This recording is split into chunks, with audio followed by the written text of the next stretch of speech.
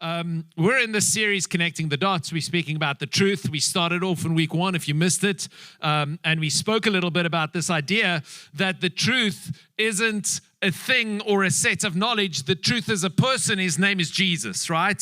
And we spoke about the fact that the truth is a person, and that truth is not a brick wall, but a door. And I can't repeat everything I said, but John chapter 14, verse 6 says, I am the way, the truth, and the life. No one comes to the Father except through me. And when we spoke in that first week, we spoke about the fact that those three things, the truth, the way, the truth, and the life, is actually the three doors entering into the Holy of Holies, and how this displays Jesus as the door. The week after that, we spoke about relativism. So that's last week. We spoke about the fact that we all have a paradigm, and then there's the truth. And my paradigm isn't the whole truth. It's just my perspective of the truth. But that we can't say that everybody's truth is the truth. But there is a truth, and we all get to have a part of it. And rather than trying to tell people that I have the truth and I'm going to fix you, we should be telling people, I know truth, and let's seek him together. Let's go to him together. It's invitational as much as it is confrontational. It's not us that has the whole we don't have the whole truth. Jesus is the truth, and we're reaching towards him. We're building our lives in his direction. And if you missed it, there was a story about a fat little Superman, which you might want to catch up on. Next week, we're continuing with the series, and we're actually speaking about the isms. Okay, there we go. Now we have sound. We're speaking about the isms, and how do you overcome these different things? Sexism, racism, exclusivism, classism, all these different isms that we find in life, these things that brings an ism or a schism between people. How do we overcome them in life? And we're actually going to spend some time speaking through them. But that brings me to this week, okay? And this week I'm really excited about, because I'm speaking about something that we've all wondered about, and it's what to do when we don't know what to do, okay? So what do you do when you don't know what to do? We're speaking about truth, and it's wonderful, but it feels a little all out there sometimes. And today is all about bringing it back to right here. What do you do when you don't know what to do? Okay, so when Josh was a little boy, he used to walk away from us in shopping centers. Now, being first-time parents, you're worried about your little 2-year-old that keeps on going away. You know, most kids have this separation anxiety thing, right, when they get away from their parents. I mean, you've experienced it, right? You're in a crowd of people, and then the little kid kind of makes their way amongst the legs of everybody, and then they end up holding onto your legs thinking it's their parents, and then you're kind of awkwardly standing there, not wanting to upset them, but then at some point they look up, and it's just like, they know that you aren't who they thought you were, and they held onto your legs, and they kind of let go and back off, and you can see the tears welling up, right? Because they've got separation anxiety. They want to be with mom and dad, and now they're not with mom and dad, and now they feel bad about it. Okay, so Josh did not have that. He had the opposite of that, okay? He would just go. So somebody said, don't worry about it. All you need to do is you need to let him have a fright once, right? So we're new parents. We'll try anything. So we say, okay, we're going to just, next time he goes for it, we're going to just let him go. So he's about 2 to 3 years old, and we're in this shopping center. So we thought it's a relatively contained space. We'll let him go, and we'll follow far enough behind that he can't see us, so that when he realizes that he's now, far away and all alone as a 3-year-old, and he freaks out, we'll be close enough to swoop in and kind of just say, it's okay, son, we're right here with you. We let him go for about 45 minutes, okay? And when he was in the third toy store, okay, because now what would happen is everybody would be like, and then they're like, hey, little boy, can we help you? And we'll kind of wave and just leave him alone. We want him to panic. We don't want him to feel helped. We want him to panic. He never had that sense of, I'm in trouble. He was just like, this is great. I get to play with whatever I want to play for as long as I want to play with it, So by the time we went to him and we were like, hey, Josh, did you miss us? He kind of looked at us and he kept walking. Okay, talk about, parents that are suddenly developing issues for their child being all right without them, okay? But here's the thing. is we realized that there's different people in this world, right? There's those who the moment they don't know who they're with, they have anxiety. And there's those who just make a plan and keep going. But it doesn't mean that they know where to go. They just keep going and going and going and going. And I don't know which one of these two you are. When you don't know what to do, are you the one that just do whatever you do? Or are you the one that really feels upset about it and start wondering, but what am I going to do? Because in life, sometimes we find ourselves in a place where we don't know what to do. What do you do when you don't know what to do? What do you do when you don't know what the truth is? What do you do when you don't know what God's will for your life is? What do you do when the Bible isn't clear about what He's saying about a particular thing and you're going, what do I do about this thing? How do I handle this situation? If we see what I believe is here in John chapter 10 today, I believe that it'll set us up to know what to do when we don't know what to do. And it doesn't matter what we go through, we can always know what He wants us to do. John chapter 10, we're reading from verse 1. Very truly, I tell you, Pharisees, anyone who does not enter the sheep pen by the gate, but climbs in by some other way is a thief and a robber. The one who enters by the gate is the shepherd of the sheep. The gatekeeper opens the gate for him, and the sheep listen to his voice. He calls his own sheep by name and leads them out. When he has brought out all of his own, he goes on ahead of them, and his sheep follow him because they know his voice. But they will never follow a stranger. In fact, they will run away from him because they do not recognize a stranger's voice.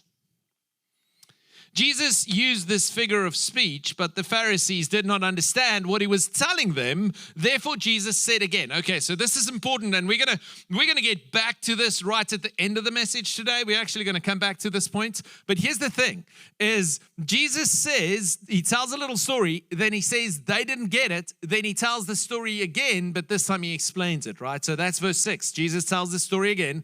Verse 7, very truly I tell you, I am the gate for the sheep. All who have come before me are thieves and robbers, and the sheep have not listened to them. I am the gate.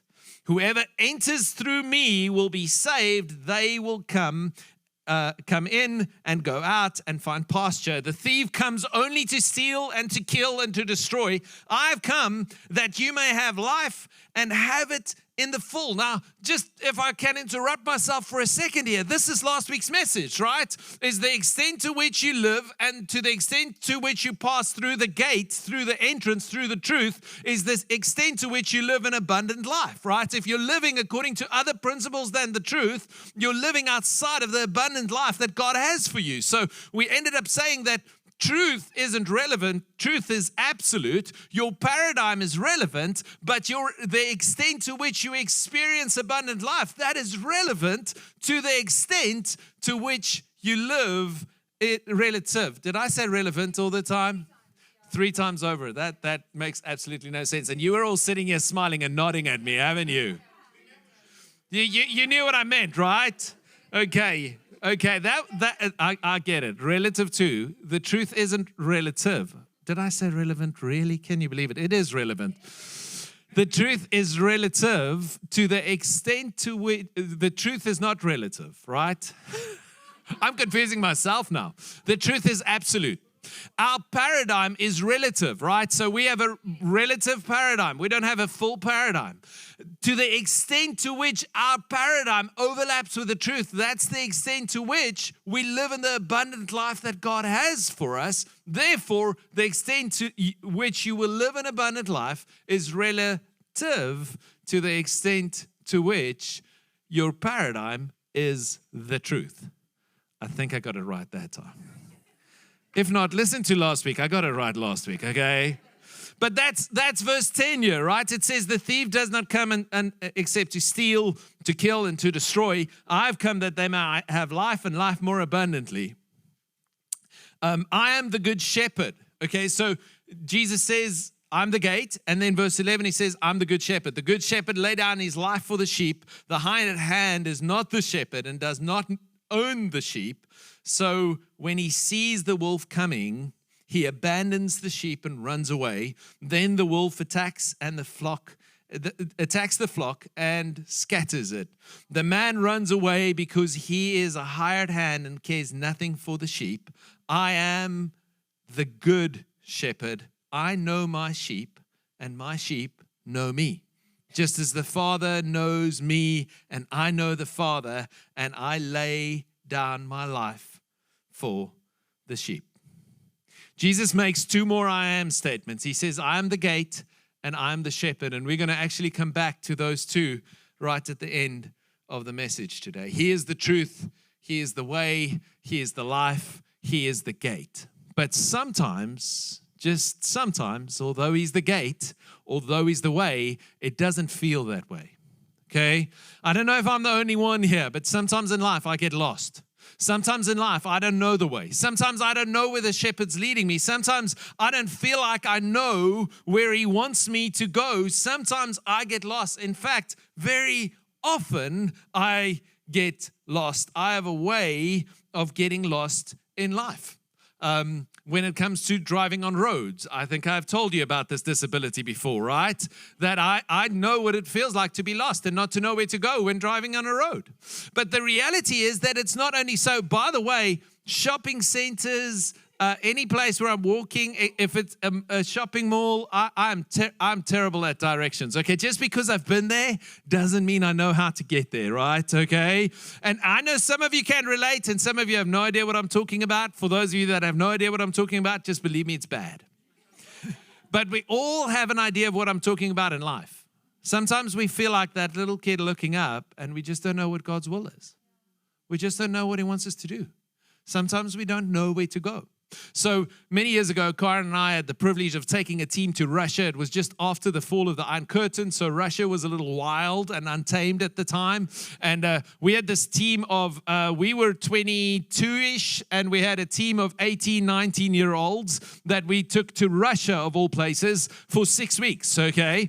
And part of this trip, we were in Moscow, and we were in Moscow, and we didn't have much money, so we were using the metro system or the underground rail system in Moscow to get around, which is fantastic. It's a very good underground rail system. The only problem is that you can't read anything because they use a different script.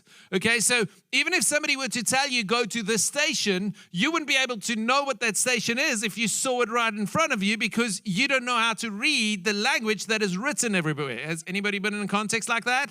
Okay, so here we are, 22-year-olds responsible for 12, 19, and 18-year-olds, and we're in Russia with them, and we're in Russia with these guys, and I had these visions of having to call back to South Africa to a mom or a dad and say, hey, we've lost your kid. Because here's the thing, is now we are in this underground system and it's busy like the whole day tomorrow. You can't believe it. It's just people and it's everything. And I mean, how do you hold 12 people together? I mean, we struggle to hold 4 of us together as a family when we travel, right?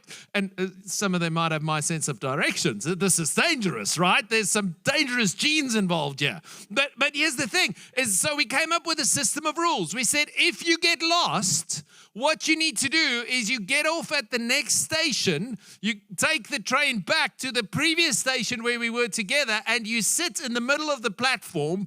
Doesn't matter what goes on around you, you sit there and you wait, okay? You can't speak the language, you can't ask for directions, you go to the last place that you knew we were together, you sit in the middle of the platform and you wait there. If you wait 2 days, you wait there. You don't leave there. We will find you, okay? That was our system. We had a system of rules to keep people safe. In life, we need a system to follow when we don't know what to do. And I want to give you a 7-step system, which comes from John chapter 10 on what to do when you don't know what to do. Okay, so here's 7 ideas of what to do when you don't know what to do. This is what you do. Number 1, stop and listen, okay? So number 1, when you don't know what to do, is just stop and listen for a moment, okay? John chapter 10 says this in verse 4. It says, I know my sheep follow him because they know his voice. I want to tell you that you know God's voice. When God speaks to you, you know it. And sometimes we don't know what God wants to do because we've just never stopped and listened. So when I don't know what to do, I don't pull a Josh at 3-year-old in the shopping mall that goes from store to store on my own. When I don't know where my dad is, I stop and I listen and I ask the question, where is God in the story? And when you find yourself in those places in life when things fall apart around you, just stop and listen. You know His voice. His voice is always true, and we know it. There's something that we sometimes get wrong about the way God leads. If you read this, it says, His sheep follow Him because they know His voice. It's interesting in the Eastern context of sheep herding, right? So in South Africa, the way we would herd sheep was the Western way of sheep herding. And the way that worked is you would have a shepherd with a stick, and you would have some sheep dogs, and then you would herd the sheep, right? You would literally chase them from behind to where you want them to go. The Eastern way of sheep herding is the other way around. The shepherd doesn't walk behind the sheep. The shepherd walks in front of the sheep, and they teach them their voice, and they actually call them towards them.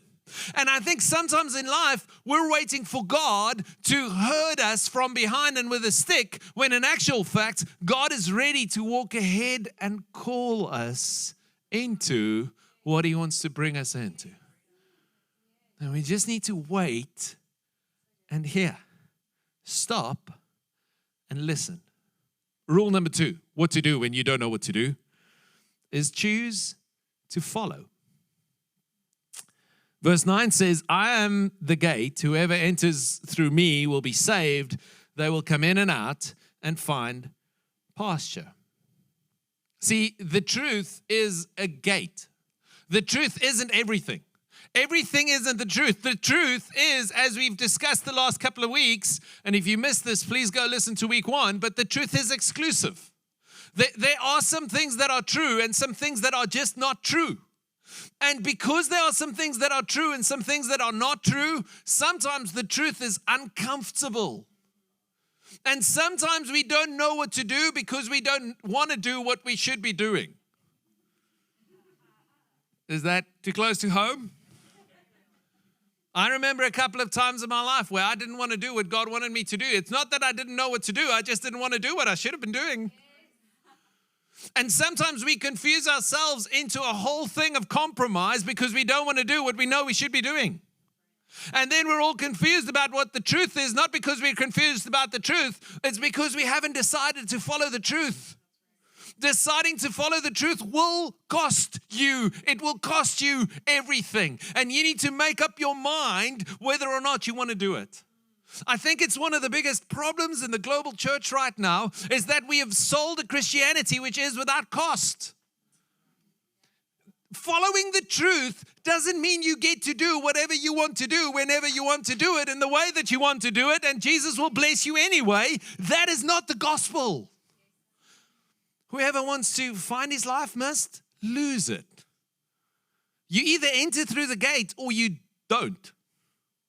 Yes? No? Okay. I see this is very popular. I'm moving right along.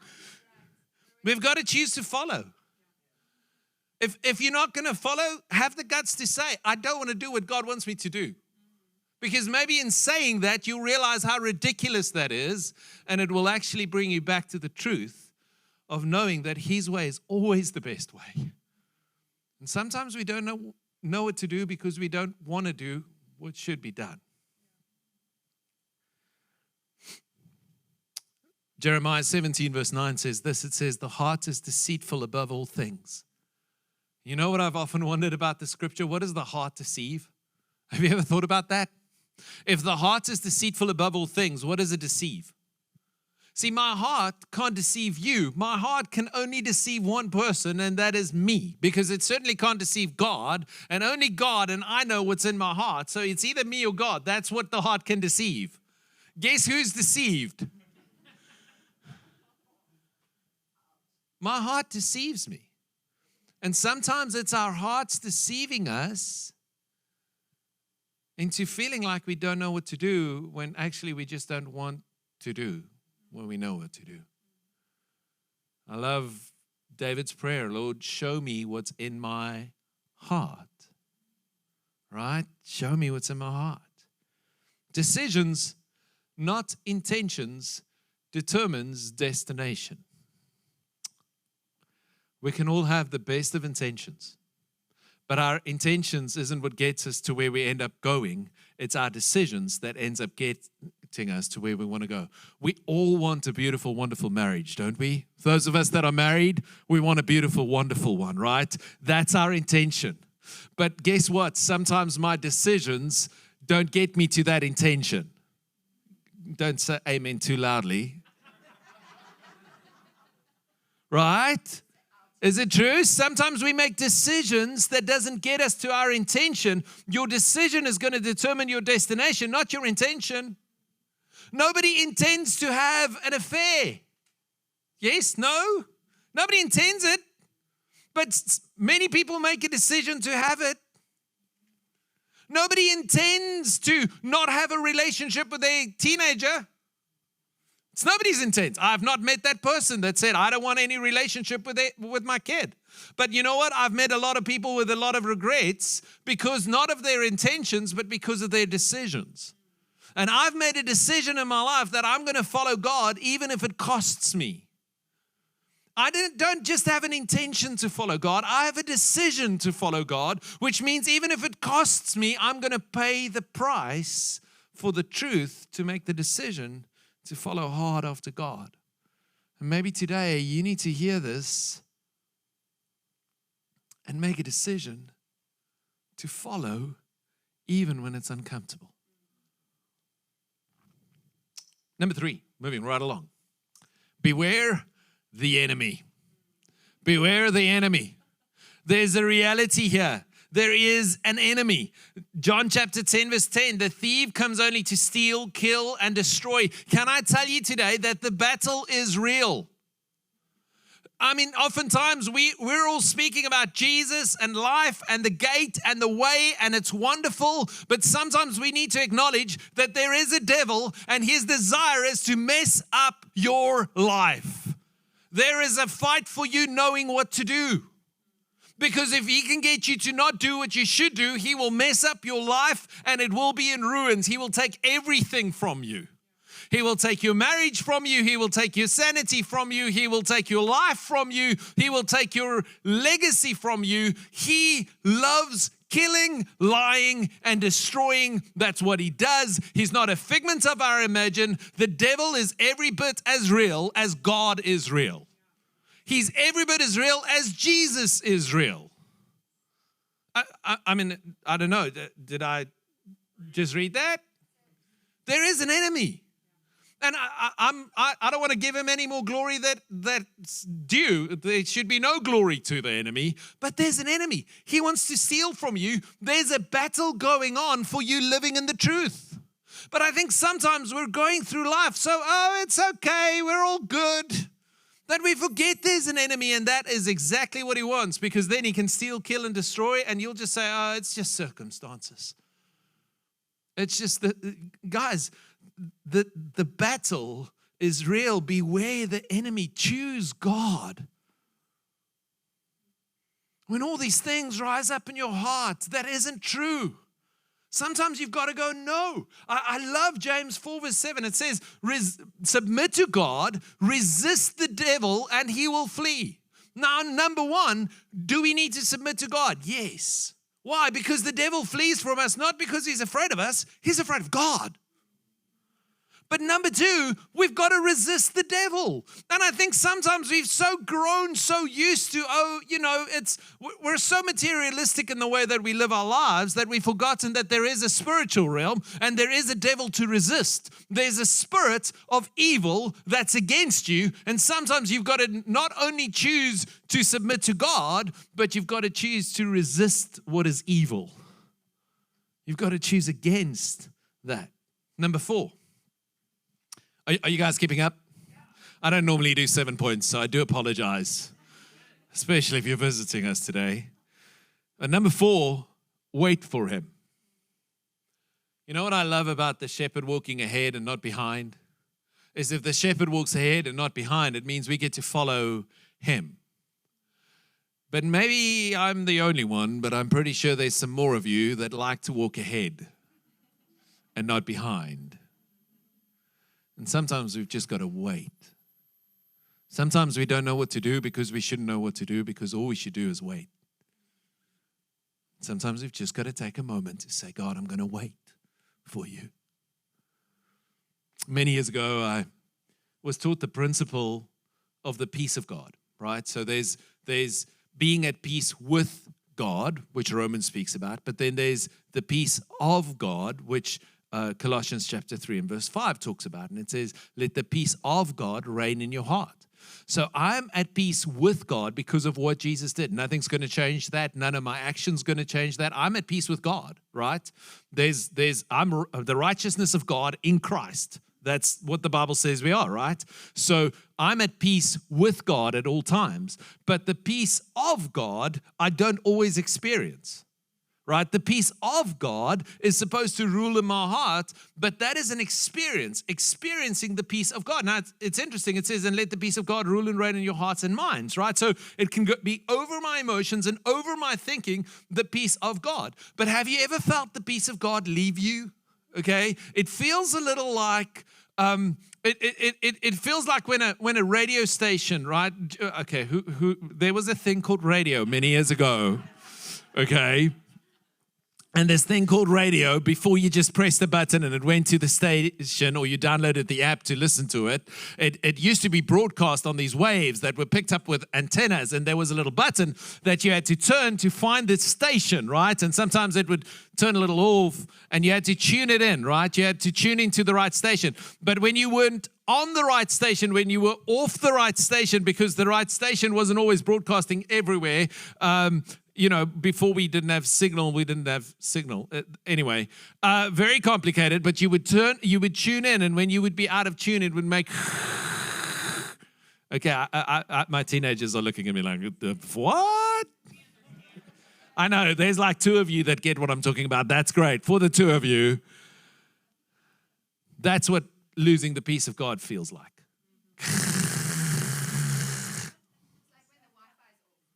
It's the same, but it's noisy. When the Wi-Fi is off, it's quiet. It's that sound, right? It's that feeling in your heart that goes, you're out of it. This isn't it. The peace of God isn't with you. And this is the deal that I've made with God. I said, God, if I don't have your peace, I stop. I don't care where I am. I don't care what I've pulled off on the side of the road. Because suddenly I can feel the peace of God. If God wants me to keep going, He can give me the peace over my emotions and my thoughts. I've stepped out of rooms. I've stopped conversations mid-conversation. I've not sent emails. I've been saved from sending many emails. Because I would get to that send button and it would go and I'd go, I'll hold on a little. Maybe I just need to check that again.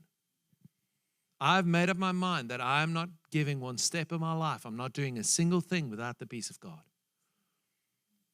And sometimes we've just got to stop and wait for the peace of God.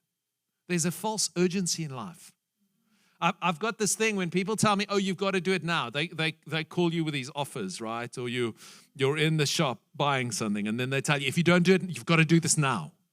If somebody tells me that, thank you very much. I'll see you soon. Or never again. Because I don't do that. I don't do false urgency. If it's really urgent, we can have the conversation. But there's many things in life that's a false urgent. And sometimes us just going ahead is a false urgent. Just stop and wait on God. Just hear from Him.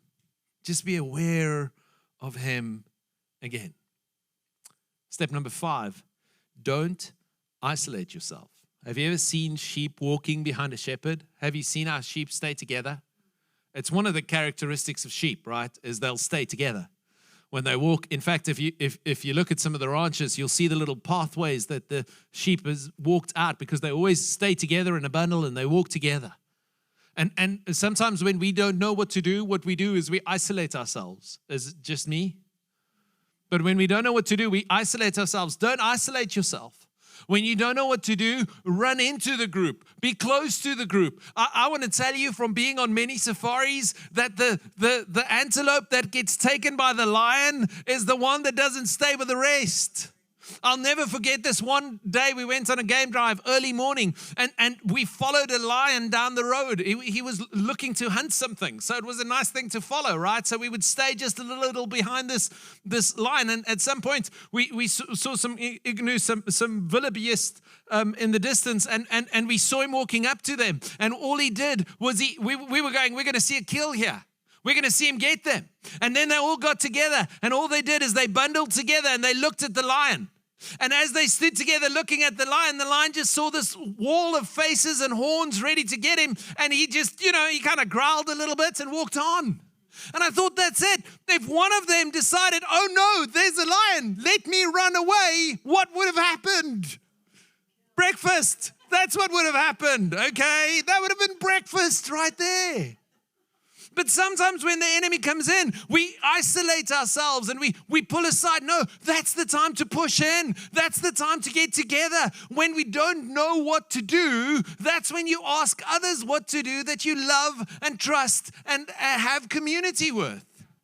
Don't then isolate yourself. Proverbs chapter 27 verse 6 says, you can trust a friend who corrects you, but kisses from an enemy are nothing but lies. The original Hebrew here actually says, better are the lashes of a friend, right? So it refers to this idea of it's better to be whipped by your friend than to be kissed by your enemy.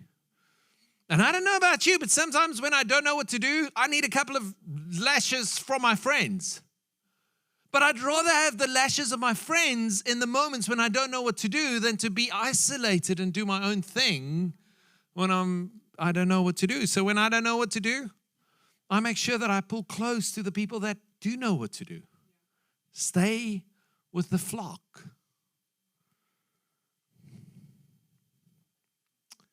Number 6, trust him, he's good. Trust him, he's good. In verse 11, Jesus says, I am the good shepherd. The good shepherd lays down his life for the sheep. God is fundamentally good. And I trust more in his ability to correct my mistakes than what I trust in my ability to make the right decision. Did you get that? I trust more in God's ability to correct my mistakes than what I trust in my ability to make the right decision. I trust God to lead me along the way as I'm able to follow him. Number 7. Keep walking. Just keep walking. Verse 27 of John chapter 10 says, my sheep listen to my voice, and I know them, and they follow me.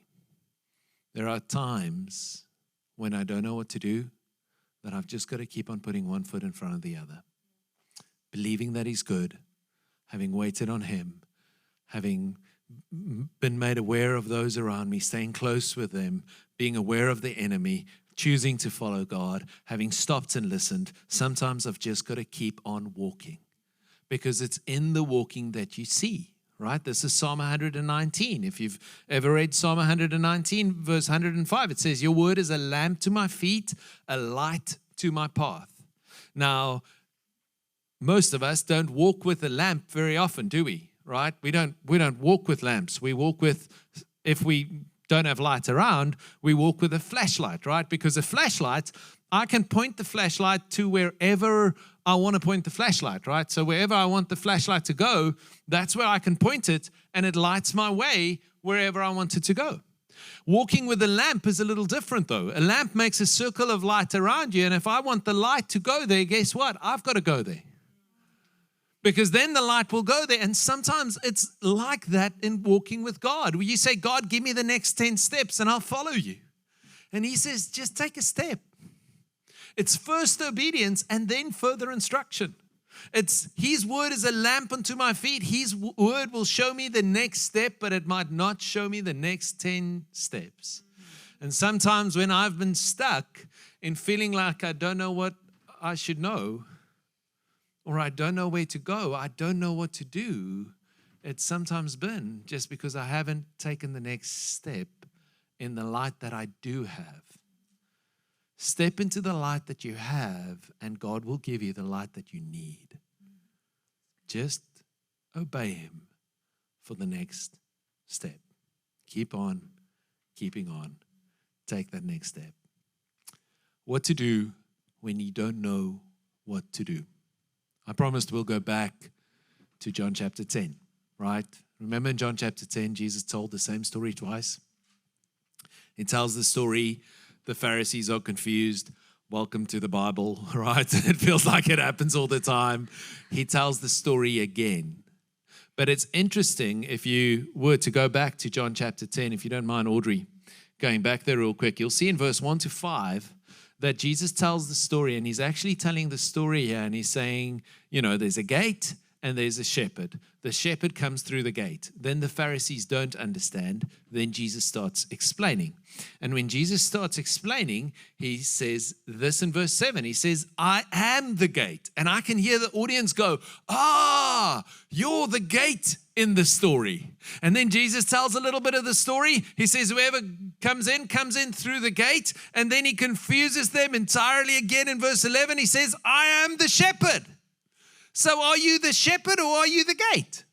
What's the gate? The gate is the truth. The gate is the door. He is the way, the truth, and the life. Remember the last couple of weeks? The gate is the door. There's a narrow way. There is a truth, right? So Jesus says, I am the truth. But then Jesus says, I am the shepherd.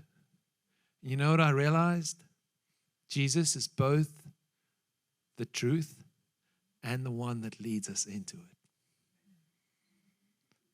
He's the gate and the shepherd. And sometimes we forget that He's the shepherd and not just the gate.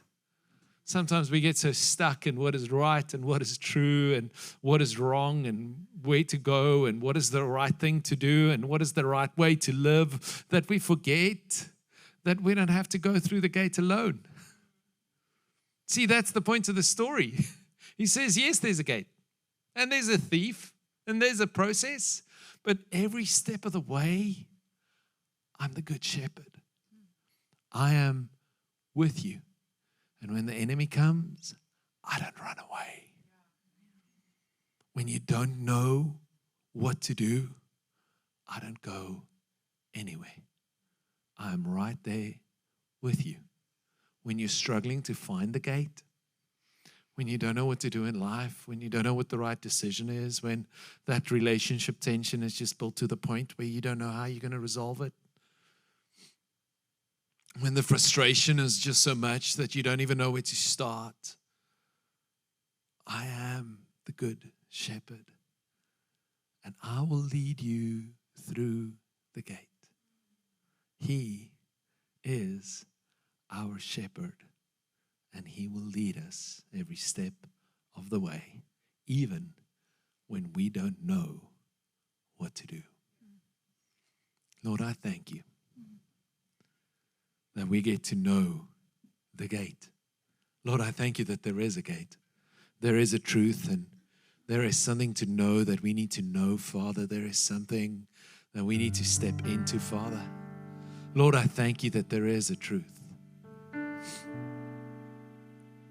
But Lord, thank you that finding out what to do, how to live, Lord, finding our purpose in life, finding our destiny, knowing what it is that you have called us for, where you want us to go and what you would like us to do, Father. Thank you that knowing all those things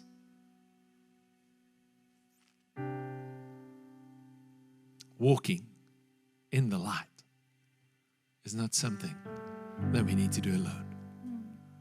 Thank you that you are the good shepherd and that we know your voice. So Lord, I want to pray for every person within the sound of my voice. Lord, every person that is able to hear me right now, Lord, I pray that they will hear the good shepherd calling them,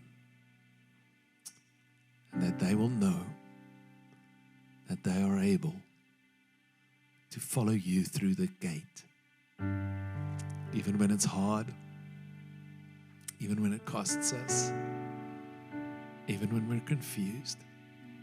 We're able to follow you because you know the way when we don't know what to do.